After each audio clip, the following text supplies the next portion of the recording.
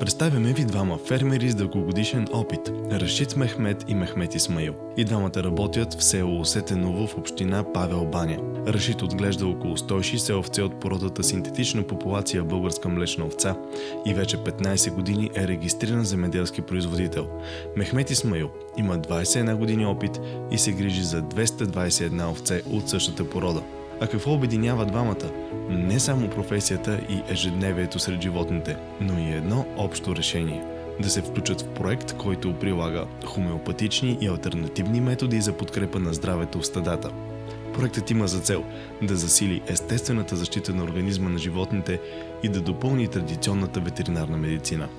В последно време започнахме да търсим алтернативни лечения, за да произвеждаме здравословни продукти за хората и за да сме в полза на държавата. В момента забелязваме, че интересът към биологичните продукти е по-завишен. Стараем се да не използваме химични вещества, които да навредим и на животните, и на хората.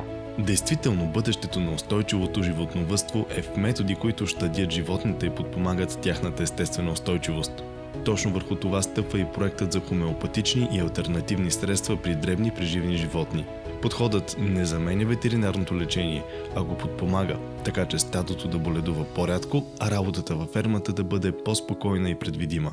Значи овцете ни са на паша и от тази година минахме към биологично земеделие.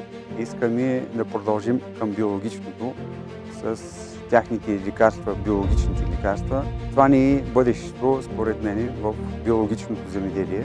Водещ партньор на проекта е Националната овцевъдна и козевъдна асоциация, най-голямата браншова животновъдна организация за дребни преживни животни, в която членуват над 2500 земеделски стопани.